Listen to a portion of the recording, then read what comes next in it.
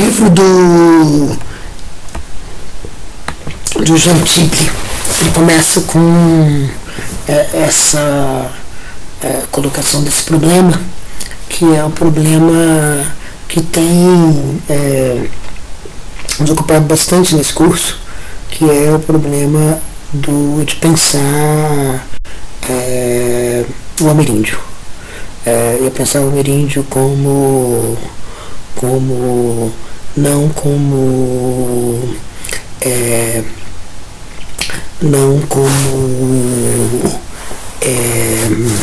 exemplo de um esquema universal, mas como um exemplar que possa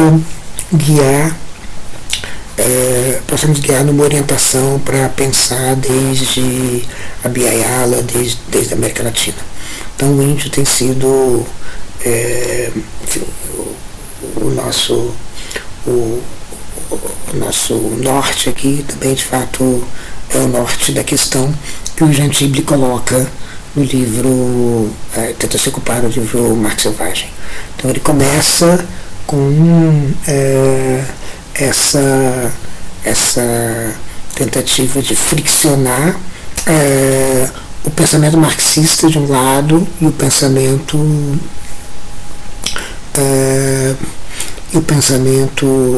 e a questão indígena de outro. Ou seja, como seria possível fazer um marxismo latino-americano se não fosse por meio de uma atenção na América Latina. E ele então considera algumas fontes muito importantes, né, que a gente conhece. Uma delas é Mariátegui, uma outra é o Álvaro Carcerineira, que orientam ele nessa tentativa de uma espécie de adaptação de Marx à América Latina e, portanto, à questão indígena e a essa população especial e essa forma especial de vida. Então ele vai engajar com os ameríndios a partir dessa ideia e tentar levar a sério algumas intuições, digamos, da antropologia, como ele diz, algumas intuições que, por exemplo, insinuam que não é exatamente soluções diferentes para os mesmos problemas que os ameríndios viram, mas problemas diferentes. Ou seja, não é a partir de uma natureza comum, é a partir de uma outra natureza, a partir de um outro começo do pensamento, ou de uma outra arquitetônica do pensamento, ou de uma outra lida com o pensamento, ou de uma outra utilidade com o pensamento, ou de uma outra paisagem do pensamento, que os índios vão ser convocados. Mas o engajamento principal dele é com Marx e com o pensamento marxista.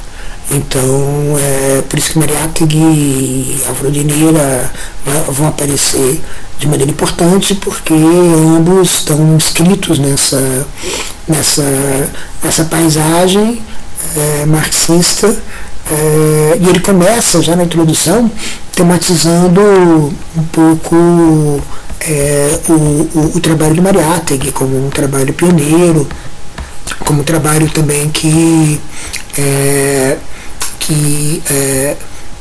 aponta um norte, né, para o tipo de marxismo que teria que ser feito, que ele acha que, enfim, tem que ser preparado, tem que ser ainda construído, né? E o Mariátegui simplesmente dá algumas indicações e ele tem algumas deficiências, né? Porque a fonte indígena dele não é direta, ele não tem um conhecimento com a língua, ele não tem essa relação mais orgânica que pessoas como a Silveira Kuzekank vão ter, e nem uma relação politicamente mais engajada como a do Fausto Reinaga. e de outros elementos do movimento indianista e do movimento catarista boliviano.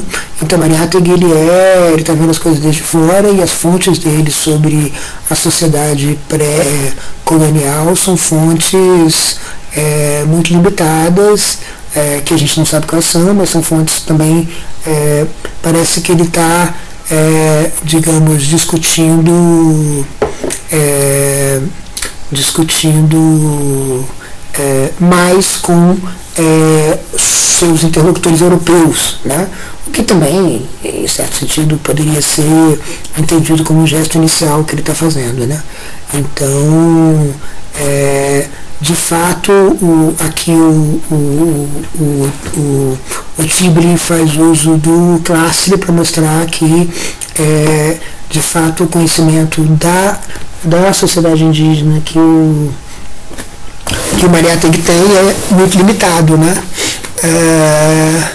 E ele diz, os encontros que ele tem com ativistas indígenas são em Lima. Ele está, claro, nesse momento do Valcárcel, nesse momento da tempestade dos Andes, está tendo um ressurgimento, mas ele também não está muito ciente dessa história indígena, dessa história das revoltas. Por exemplo, um pouco do que a coisa que ele tenta historiar no Oprimido por Não Vencido, e ele faz uma relação bastante abstrata, portanto, entre o Ayu de um lado e o comunismo de outro, né?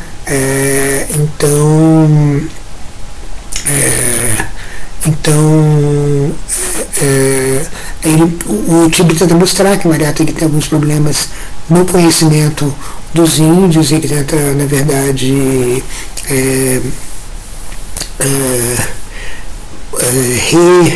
recuperar, ele tenta melhorar isso, ele tenta, por meio de um contato maior com a antropologia, e aí ele vai mostrando por que isso vai ser importante para ele, né? E, portanto, ele quer uma espécie de marxismo informado pela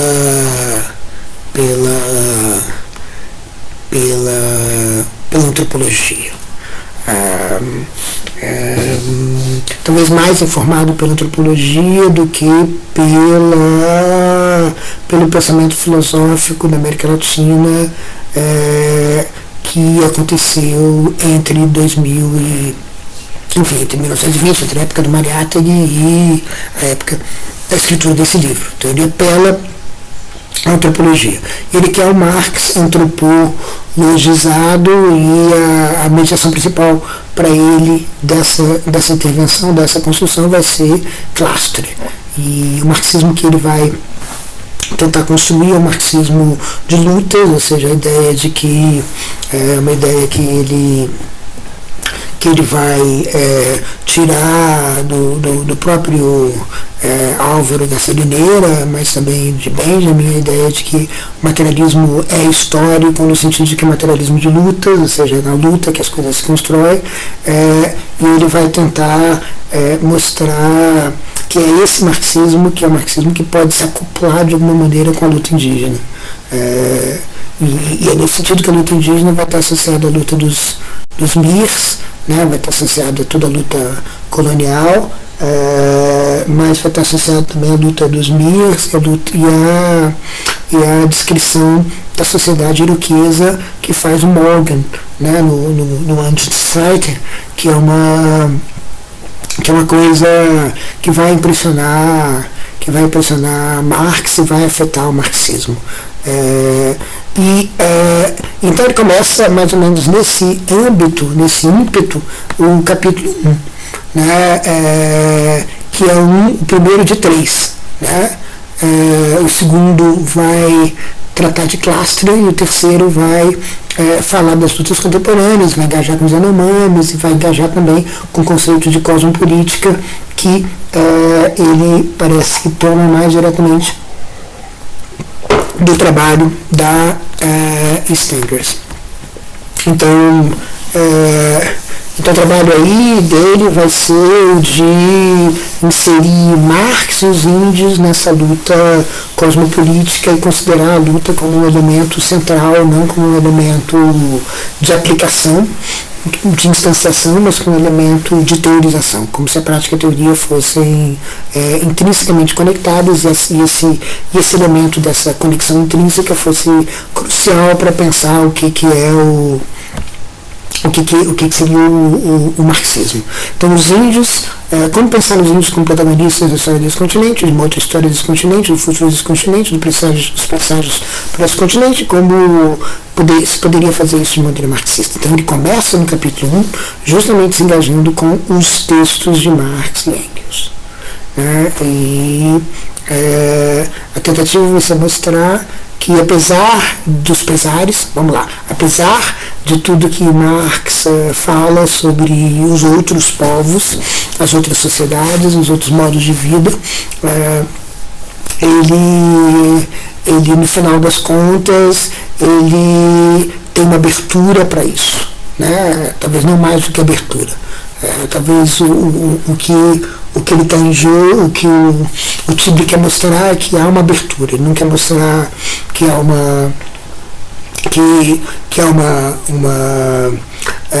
que esses povos informaram a teorização de Marx, ou a teorização prática de Marx. Talvez tenham informado algumas decisões políticas, algumas maneiras de colocar as coisas, alguns enunciados, talvez algumas cartas, mas não há mais do que uma abertura teórica a essas outras experiências, que seriam experiências diferentes, seriam experiências de uma sociedade sem classe, uma sociedade sem classe como uma sociedade iroquesa, que é uma sociedade que precede o comunismo antigo, né, o comunismo arcaico, que precederia, né, a sociedade de classes, e precederia com experiências muito interessantes, experiências inclusive de sociedades sem Estado, sociedades contra o Estado. Mas isso não seria, digamos, alguma coisa que ao final seria levado em conta no âmbito da teorização, mas seria levado em conta, me parece, apenas uma certa abertura a essas outras experiências, a essas outras maneiras de construir as lutas sociais. Aí, nesse contexto, é que ele vai começar trazendo Clastre, dizendo do conflito de Clastre com os antropólogos marxistas. Ele vai dizer que o conflito era baseado, basicamente, sumarizando na questão econômica, ou seja, na prioridade do econômico, que os antropólogos marxistas insistem. Isso é uma coisa que ele tematiza menos, assim, menos diretamente, ainda que ele fale um pouco dessa questão toda do Estado, para Marx, etc. E outra coisa é essa questão do etapismo e do esquema geral de considerar, digamos, a sociedade sem classes e a propriedade comunal como simplesmente mais um exemplo de um comunismo arcaico a ser superado por um etapismo.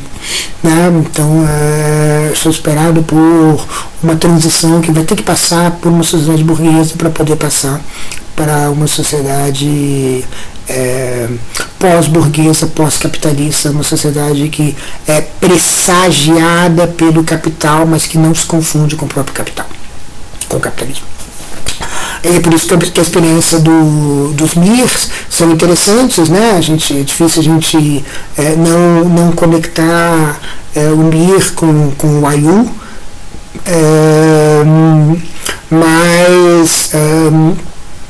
mas justamente é importante, e ele vai tentar mostrar como Marx tenta responder a essas perguntas, e como ele, em certo sentido, é interpelado por essa insuficiência do etapismo para lidar com sociedades muito diferentes, em particular sociedades sem classes, e para lidar com história de sociedades que não têm o mesmo perfil, a mesma estrutura, em particular de propriedade, do que a sociedade inglesa e as sociedades europeias, que estariam indo para o mesmo caminho em termos de acumulação primitiva de capital que a sociedade inglesa, que ele descreve nos últimos capítulos do primeiro volume do Capital. Bom, e aí, enfim, no limite apareceria esse Marx, que tem duas etapas, né? Isso é parte da estratégia que a gente pode chamar, eu gostaria de chamar de estratégia de tentar salvar Marx de algumas acusações importantes, Clastre é uma delas. A outra é a estratégia, é a acusação do Said, né, que ele entende como uma acusação de orientalismo. Na verdade, a acusação é mais forte que isso. A acusação é a impossibilidade de pensar fora do esquema colonial, a possibilidade de incorporar a experiência colonial como alguma coisa crucial, teoricamente, ainda que, por vezes, Marx tenha simpatia pelas lutas decoloniais. E a crítica de Said, eu acho que em parte, a crítica a essa ideia de que não há nada a não ser um atraso nessas comunidades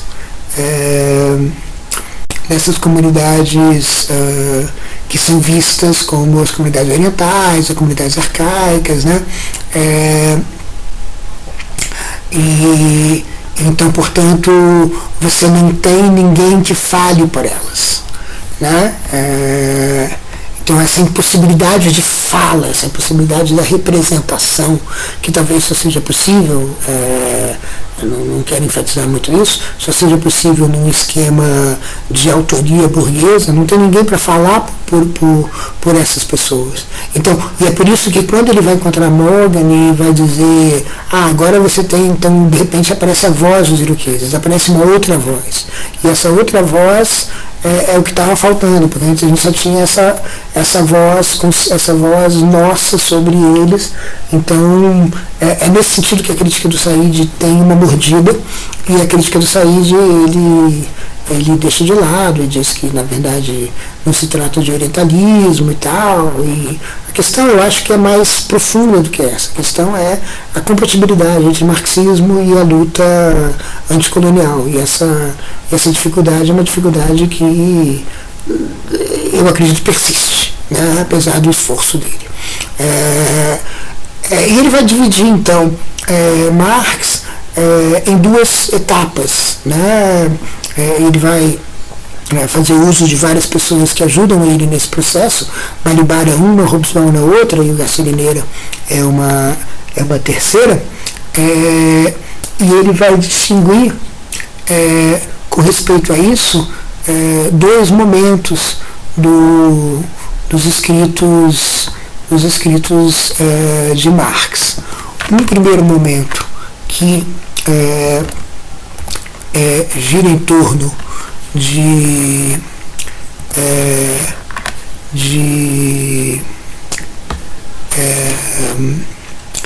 em torno de 1850 até 1860, e um outro momento que é o momento a partir de 1870, né?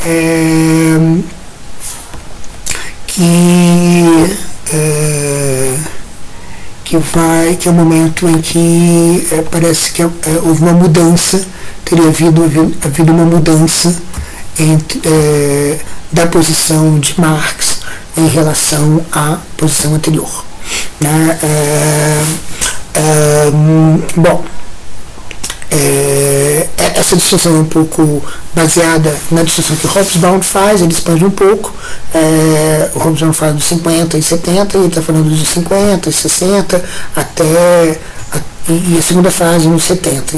E gradativamente, então, haveria uma mudança gradativa, tanto de Marx quanto de Engels, nos anos 60, que combinariam com uma posição supostamente diferente nos 70.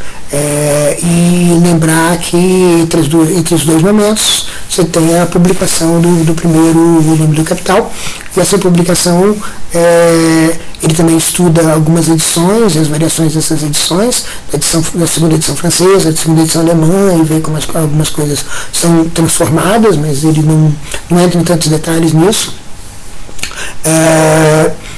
para mostrar que há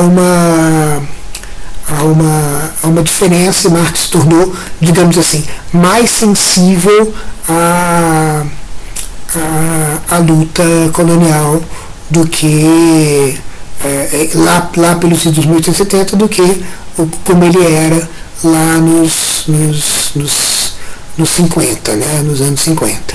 Os anos 50 são caracterizados por exemplo, pelas observações dele sobre a China e sobre a Índia, quando ele diz que a Índia, classicamente a Índia tem uma dupla missão a exercer na Índia. A Inglaterra tem uma dupla missão a exercer na Índia, uma destrutiva e outra regeneradora, ou seja, uma salvadora e uma destruidora. É claro que a violência é muito grande, mas ele compara isso com a figura do Tamerlão de Goethe, ou seja, a ideia de que você não alcança um ponto auspicioso a não ser com muita luta. A não ser com muita luta não, a ser com muito sofrimento. Então todo o sofrimento que a Inglaterra vai pôr à Índia vai servir para tirar a Índia da dominação das castas patriarcal mais histórica, esse Estado mais histórico, vai colocar a Índia na história, e colocar a Índia na história se faz com muita violência, como colocar qualquer sociedade no capitalismo se faz com muita violência, como ele vai insistir mais tarde, nós estamos falando de 53, no Capital. Então é isso, né? Ou seja,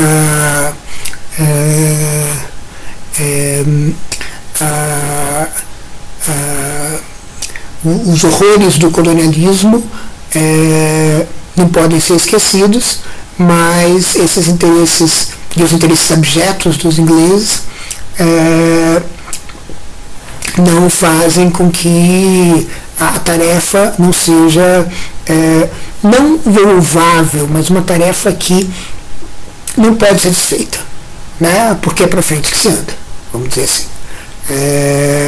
Então, mesmo na época que ele fala do sono asiático, da China, e aí também a maneira como Engels insiste fica do lado dos franceses na Algéria, e como eles se posicionam por respeito ao domínio americano no México. Ou seja, nesse momento o Tiberi está de acordo que de fato você não tem nenhum tipo de sentimento anticolonial e nem uma teoria informada pela anticolonialidade. A colonialidade ela fica totalmente à margem do processo e de fato eles estão, Marx e Engels estão claramente pensando junto com o colonizador, ou seja, a crítica à colonialidade fica à margem e o pensamento é totalmente com o colonizador, no sentido de dizer a colônia ela a colônia ela aquilo que põe os povos na história e traz a possibilidade da revolução.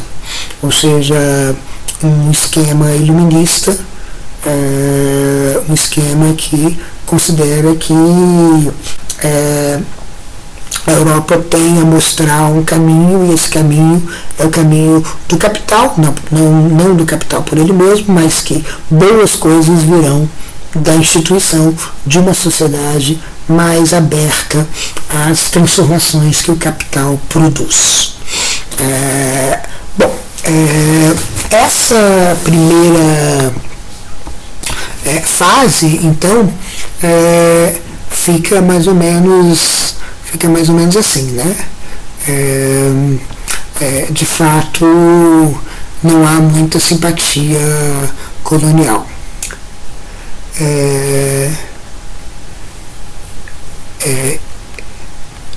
Aí, o ponto de de transformação, segundo o Tibni, seria a partir, digamos assim, da publicação do volume de Marx e da publicação e também da interpelação dos russos com respeito à possibilidade da Revolução Russa e a possibilidade de haver de fato uma revolução socialista na Rússia. Então eles vão dizer que gradativamente Marx vai ter mais sensibilidade, não quer dizer que ele vai dar mais importância teórica à luta colonial, à luta anticolonial.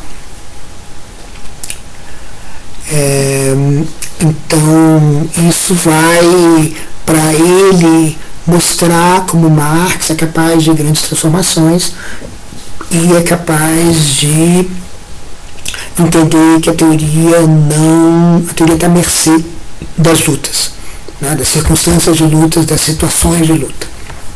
É uma teoria que é feita sempre no campo, né?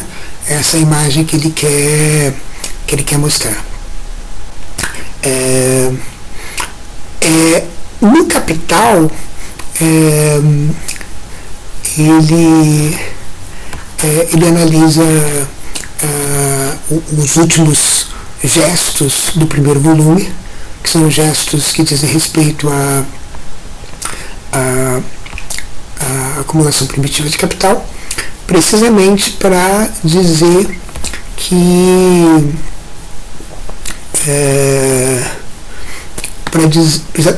precisamente para dizer que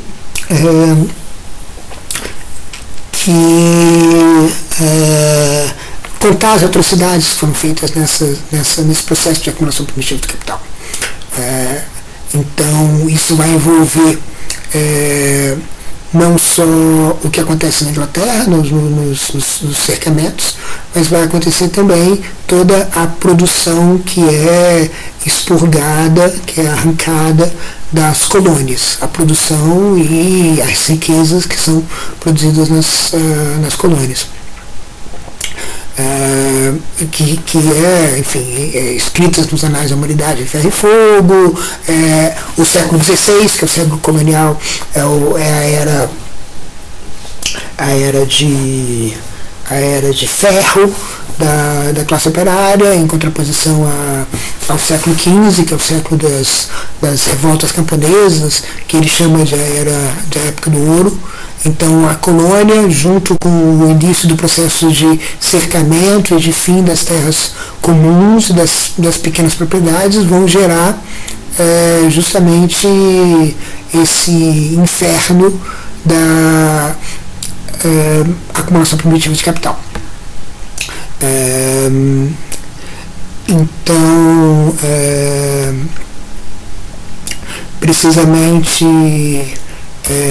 ele faz essa crítica, e essa crítica é crucial para o que ele está querendo mostrar, que é a partir do capital, ou seja, que a partir do capital Marx já tem uma outra atitude com respeito à colonização.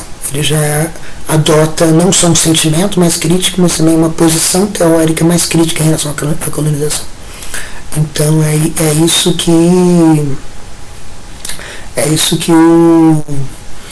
ele pretende nessa análise do capital. É nesse sentido que ele vai, portanto, mostrando que a virada se dá no capital, que ele vai citar um trecho na página 42, que diz: a descoberta de terras de ouro e prata na América, o extermínio, a escravidão e o enterramento das populações da população nativa nas minas, o início da conquista e pilhagem das Índias Orientais, a transformação da África numa coutada para caça comercial de peles negras assinalam a aurora da era da produção capitalista. Colonização e capitalismo. Estes processos idílicos são momentos principais da acumulação original. Lhes seguem de perto a guerra comercial das nações europeias com o globo terrestre por palco. Inicia-se com a revolta dos Países Baixos contra a Espanha, toma contornos gigantescos na Inglaterra com a guerra anti-jacobina e prolonga-se ainda na guerra do ópio contra a China. Então, ele quer mostrar que Marx está completamente ciente do sofrimento, digamos assim, da desgraça que a colonização traz, né? Como ele estava de fato ciente já no texto de 53. O que é importante é que esse movimento, ele é um movimento, ou seja, da análise da acumulação primitiva do capital, é um momento, no primeiro volume do Capital, é um momento muito importante, porque é um momento em que ele vai em certo sentido, reproduzir a mesma dinâmica que ele fez nesses escritos sobre a Índia, por exemplo, no início dos anos 50. Ele vai dizer, olha, todo esse sofrimento que aconteceu, a acumulação primitiva é alguma coisa que teoricamente pode ser expandida para sociedades completamente diferentes, porque parece claro que o esquema vai funcionar sem propriedade, com propriedade comunal, com pequena propriedade, porque o que importa é que essas propriedades sejam reunidas na fabricação e a produção seja comunizada no sentido de que com a separação que o capitalismo promove entre o trabalhador e os meios de produção eles se tornam alienados, e o trabalhador então ele fica em volta desses meios de produção que não são dele, mas que esses meios de produção não sendo dele conectam os trabalhadores, fazem com que a produção se torne uma produção conectada e não mais separada. E essa produção conectada vai mudar completamente as relações sociais de produção. As relações sociais de produção não vão ser mais as mesmas que eram antes, não vão ser as relações familiares, por exemplo, vão ser relações que vão ter a ver com a estrutura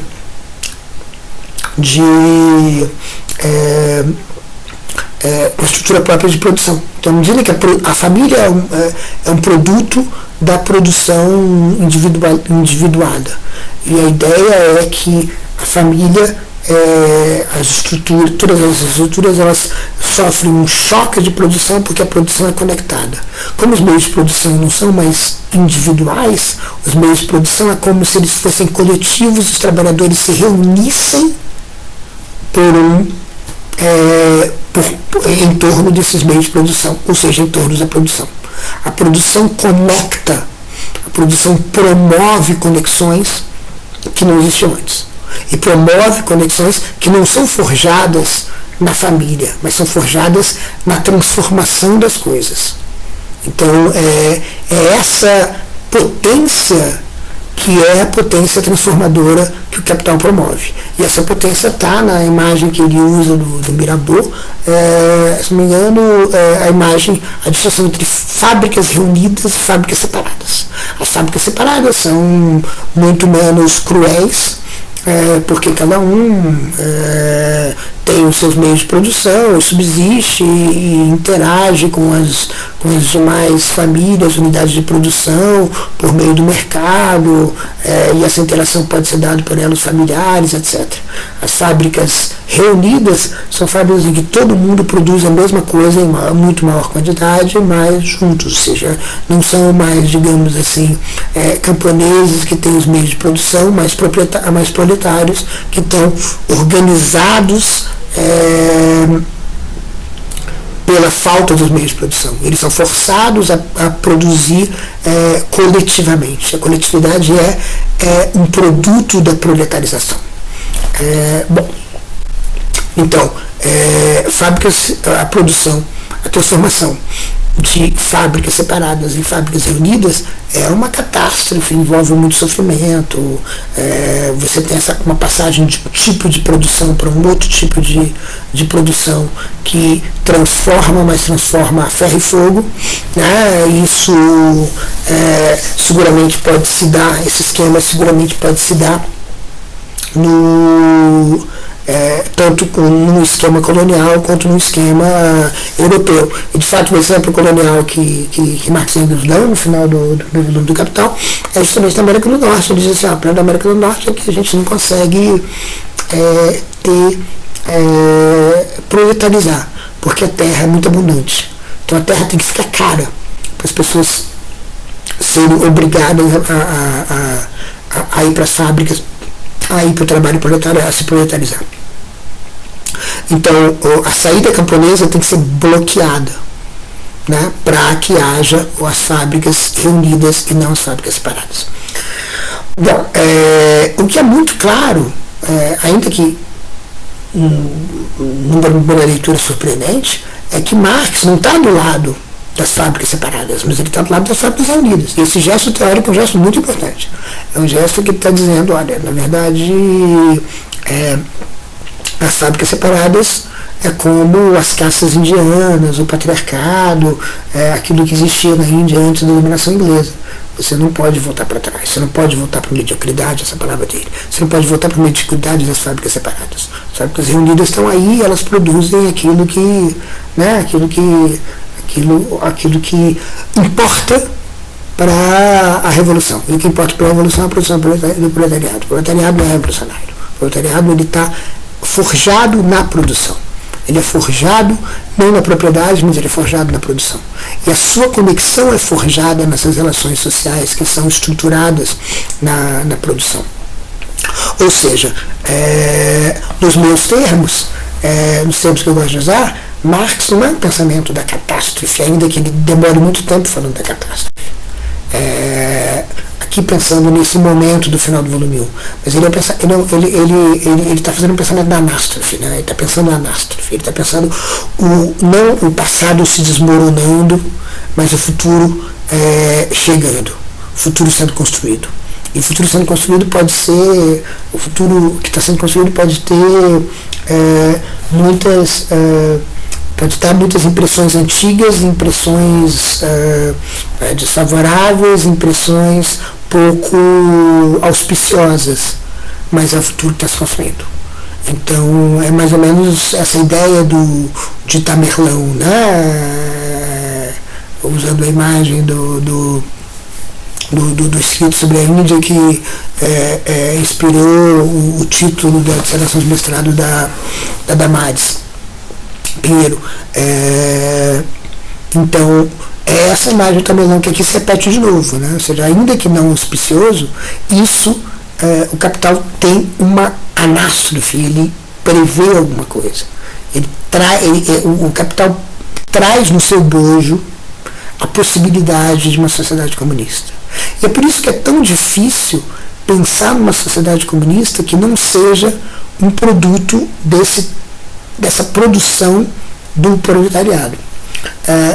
Você tem comunismo arcaico, mas o comunismo arcaico ele é o comunismo de um ponto de vista antes da propriedade. Ele é um comunismo de muito menos intensidade, porque na medida que você vai tendo mais produção, mais técnica, mais máquina, você vai tendo mais intensidade nessa conexão entre os trabalhadores. E é essa intensidade que Marx está buscando nessa anástrofe do Capital. Então, essa escolha da fábrica reunida contra a fábrica separada é uma escolha estrategicamente muito importante para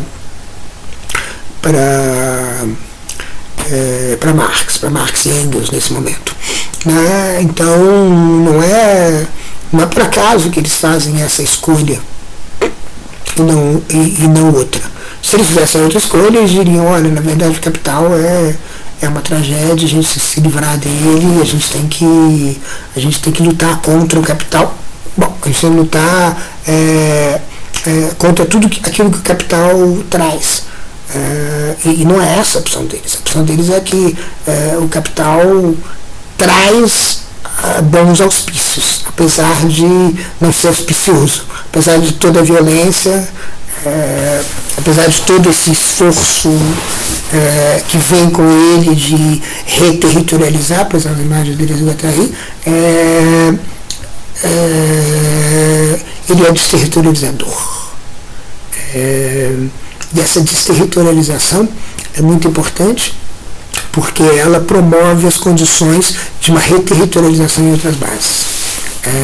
Ou seja, em particular, promove a proletarização. Então, por isso que é muito difícil pensar fora desse esquema, a não ser que você abandone essa anástrofe. Então, o gesto, ele é um gesto de entender, é um gesto muito importante, porque mostra como o capital ele traz esse presságio de comunismo que não está em outro lugar, né? Não está nos camponeses, está nos proletários, né? Isso é bastante importante. O Tibli segue justamente, aí a gente, a partir desse momento em que ele começa a falar do interesse de Marx depois da publicação do Capital, ele vai falar de duas coisas importantes. Primeiro, a interlocução dele com os russos, né? Essa interlocução que vai fazer com que ele tenha que se posicionar com respeito às MIRs, né? A partir da pergunta da Vera Zasulich sobre a estratégia revolucionária, ele vai se posicionar não de uma forma muito clara, mas ele vai se posicionar dizendo que é possível que as MIRs abandonem suas características primitivas e se desenvolvam. E aí elas vão fazer com que elas vão poder ser o foco da revolução. Mas é muito interessante que, ao dizer isso, ele diz também que é preciso se livrar da ideia de que a MIR forma um sistema fechado. Ou seja, mais uma vez, o que ele quer é a integração da produção, porque a integração da produção forja novas relações de produção. Ou seja, ele quer transformar, ele diz assim, só é possível que os MIR sejam revolucionários, lembradas da analogia MIR-Rail, se o MIR for capaz de se conectar com os outros, independente da intervenção estatal. Então, é mais ou menos como se ele estivesse dizendo, convertendo aos incas, enfim, conectando com o Tawantinsuyo, que precisamente seria preciso que esses ayus se transformassem numa estrutura global que conecte as pessoas que estão trabalhando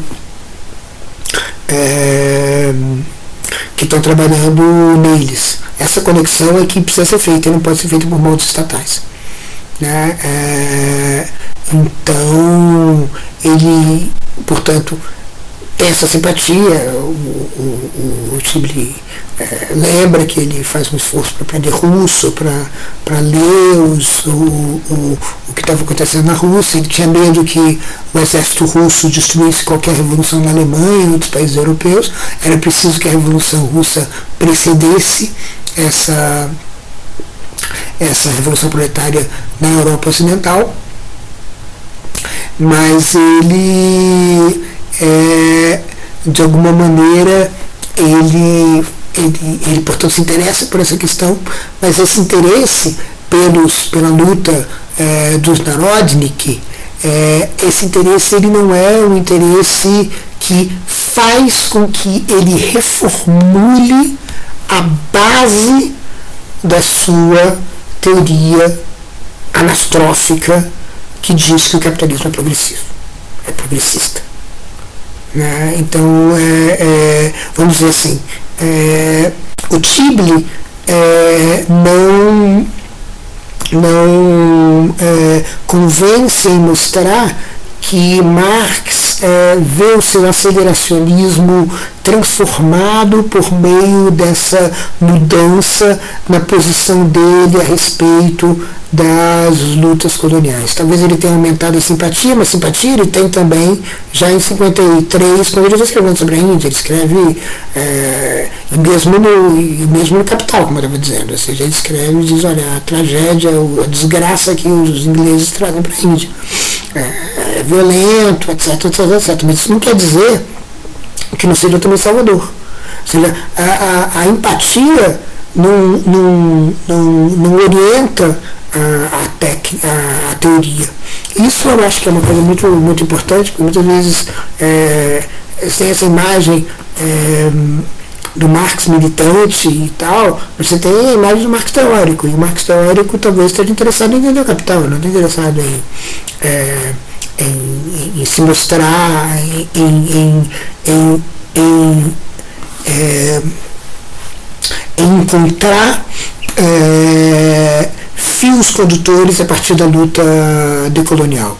A luta que prioritariamente interessa a ele é a luta que se dá já dentro do capital e não desde fora do capital. Por mais que ele, claro, tenha esse interesse evidente, assim, o Marx é uma pessoa provavelmente interessada em muitas coisas e pronto, mas essa não é a questão. A questão é em que medida a estrutura teórica que distingue Marx, né, não a empatia que ele tem como um bom militante, como um bom comunista, que distingue Marx de outras maneiras de pensar a coisa. Em particular, por exemplo, dar um exemplo, o que faz com que o marxismo não seja uma forma de ludismo, né? Ou seja, de vocação a quebrar as máquinas. Absolutamente não, as máquinas estão do lado dos trabalhadores. Bom, então você tem a técnica do lado dos trabalhadores, aí você tem todo um pacote que é comparado, que tem a ver com a colonização e que não é tão facilmente desmontável. E por isso que eu acho que o capítulo é um pouco frustrante. Depois o Tibli vai, depois dessa discussão com os russos, ele vai entrar na discussão da leitura que Marx faz, supostamente muito atenciosa, o trabalho do Modern Society, e que inspira o trabalho do Engels também, e ele vai e isso vai fazer com que ele tenha um contato mais forte com essa sociedade sem classes, né? E Tibli tenta entender isso como uma coisa transformadora, né? Esse contato com a sociedade iroquesa faz com que ele veja as coisas de outra maneira. O Tibli faz uma digressão, algumas digressões importantes com respeito a Rosa Luxemburg, que eu acho que é importante, mas não dá para você dizer que Rosa Luxemburg está falando por Marx e nem que todo marxismo é Rosa Luxemburg. E ainda assim a digressão ela é, digamos, não decisiva. Bom, e aí ele diz, claro, Marx tem uma atração apaixonada, junto com Morgan, pelo Haudenosaunee, que é essa confederação iroquesa incrível que envolvia pessoas de várias etnias iroquesas, e que deu origem à Federação dos Estados Unidos. Então, essa ideia que aqui de novo você tem essa espécie de sociedade, primeiro, sem Estado, segundo,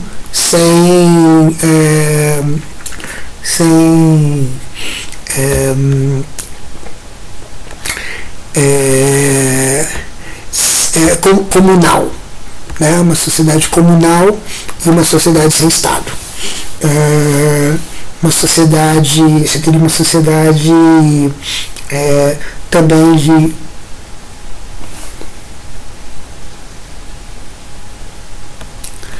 de comunas, né? E você teria uma estrutura que não teria Estado nenhum, enfim, né? E aí isso atrai a atenção dele,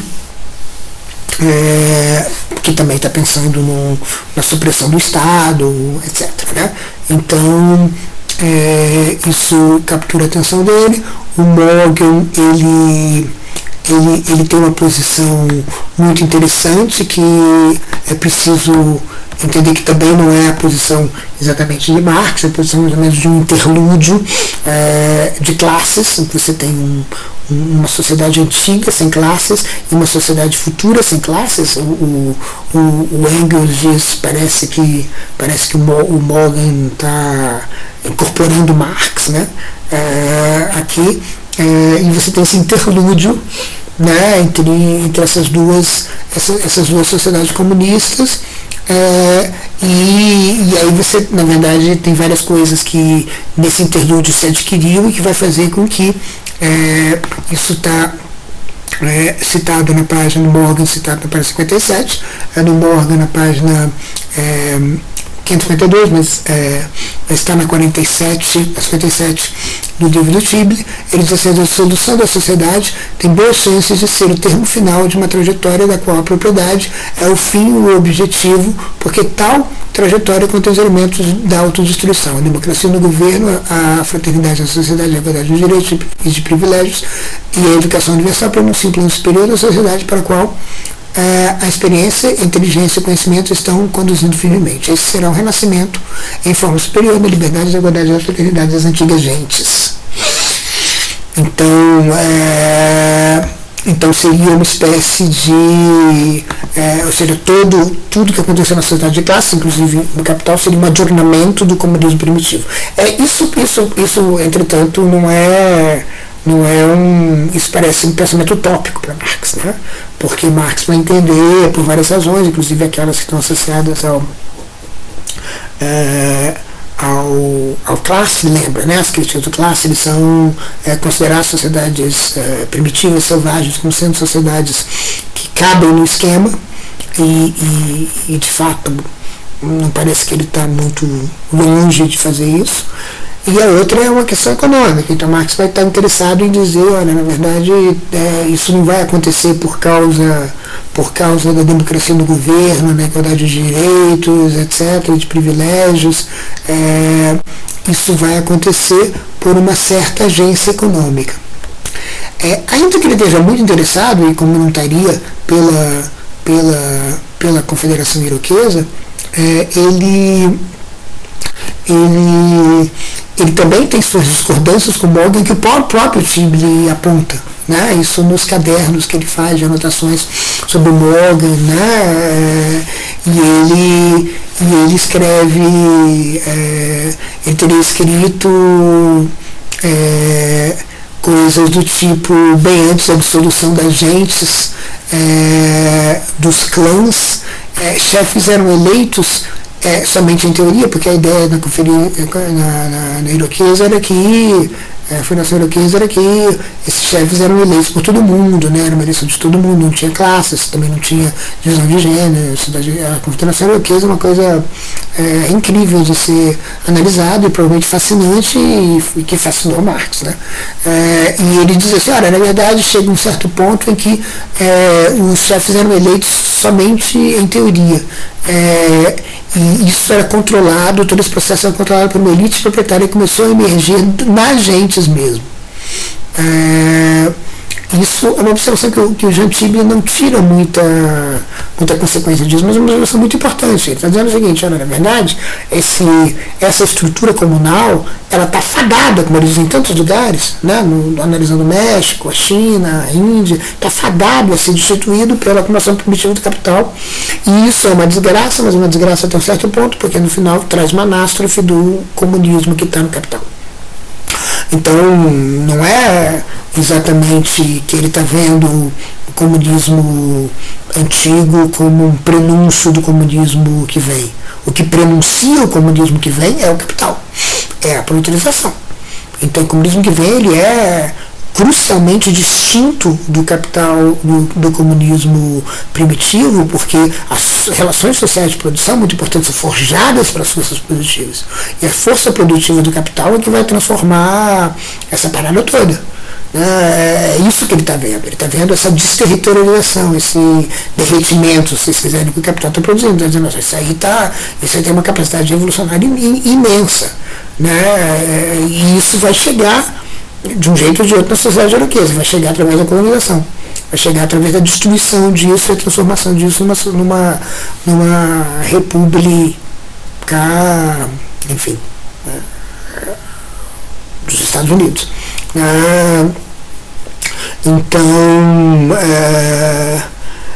Então esse eu acho que é um momento muito importante, que é interessante isso, né? Às vezes você fala coisas que você não... Um texto fala mais do que ele quer falar. Né?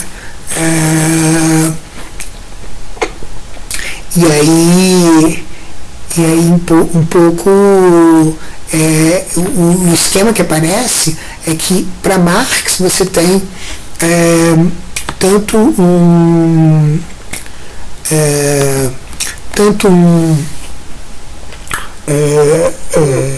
uma diferença em relação ao ponto de partida. O que importa é que o capital surge, traga o proletário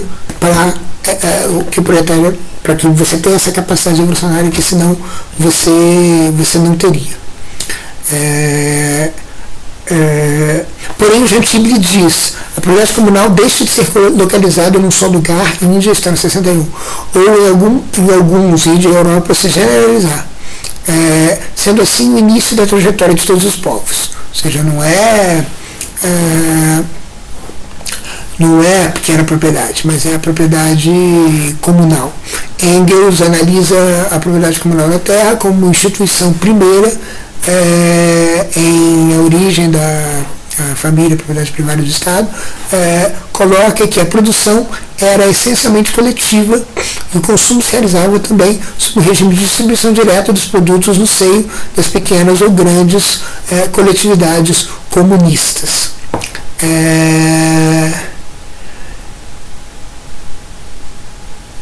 A ideia, no entanto, de que a terra seja comunal, que seja propriedade de alguém ou não propriedade de alguém, isso não é o que importa, né, para que haja a anástrofe do capital, né, o processo que o capital vai forjar, que é um processo que no final traz o comunismo, né? Assim, a pergunta de Marx é a pergunta pela anástrofe do capital, né? Eu penso. Então, essa ideia de que, em vez de você ter um certo esquema de propriedade, você tem um outro esquema de propriedade, eu não acho que isso faça uma diferença. Um pouco antes, o Tibli diz: Marx reforça a sua visão nesse período de contato com Morgan e tal, que é ao mesmo tempo do contato com os russos, reforça sua visão de uma diversidade de caminhos do desenvolvimento histórico dos povos, ironizando os feudalismos encontrados por Kovalevsky. Em muitas partes do mundo não ocorreu uma transição página 61. Em muitas partes do mundo não ocorreu uma transição entre duas formas de propriedade privada, da feudal para o capitalista, mas sim de uma forma comunal para a privada. Não se trata de pensar numa situação progressiva, mas na existência de formas sociais particulares que precederam distintamente o surgimento do regime capitalista, que é o que importa, né, teoricamente, né, na acumulação primitiva do capital, que vai ter que se dar em todos esses diferentes regimes. Então, parece que essa atenção ao lugar de partida faz com que o Tibli segue com respeito à unidade do processo que vai gerar a proletarização, que é ao final, aquilo que permite o presságio do comunismo. Então, esse elo entre comunismo primitivo e comunismo futuro, ele é um elo que tem que ser visto com muito cuidado, porque esse elo parece que ele é um dos nodos centrais da ideia da pressuposição teórica de Marx, né? Ou seja, a ideia de que, e sim, tem um progresso que dificilmente se pode abandonar, porque o capital ele produz uma intensidade de relação social, uma intensidade de comunização que o comunismo arcaico não tem, né? E isso se dá pelo capital, pela técnica e pela proletarização, portanto pelas forças produtivas que forjam essas relações sociais de produção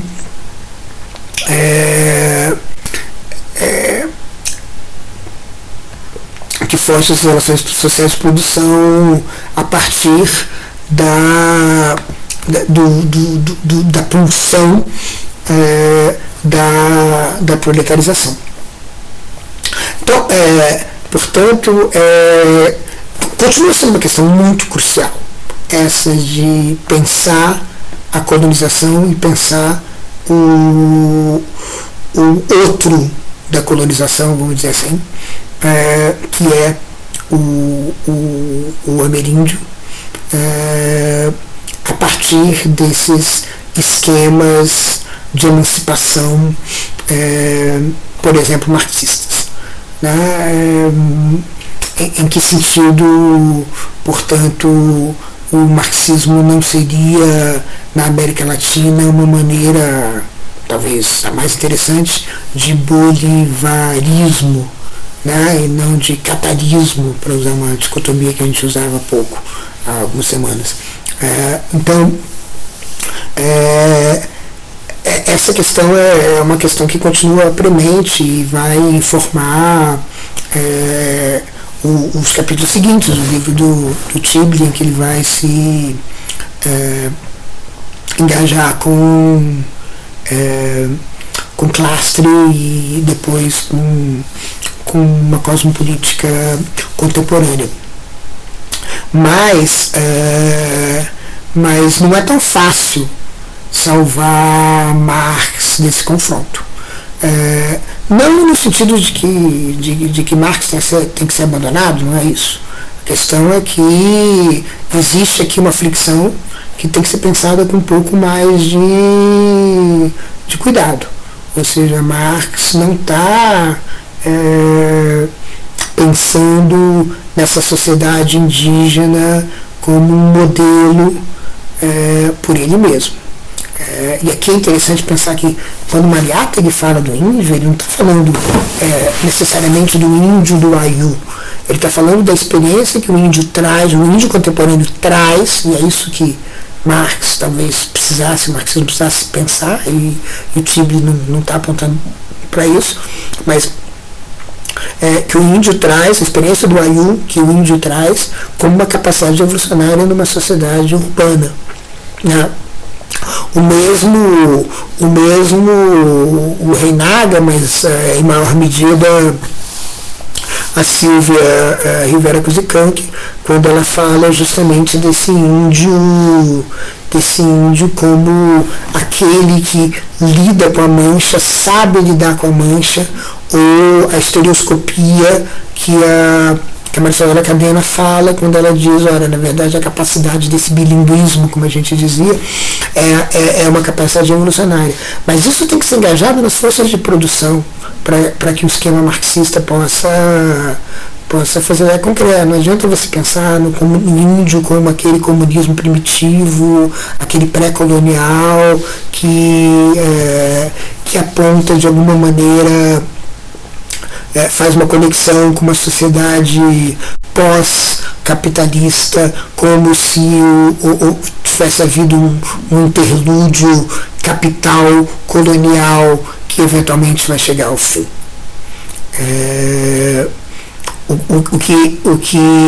O que Marx precisava pensar e é preciso pensar no esquema marxista acerca sobre justamente esse índio com uma configuração contemporânea. Uma configuração que é contemporânea da Revolução e não que precede todos os projetos de emancipação. E aí a leitura de Marx, do texto de Marx, os textos de Marx é diferente. Né? Em que a leitura não é uma leitura de procurar o índio como aquele antigo, mas é procurar o índio como aquele que tem a experiência de hoje diferente.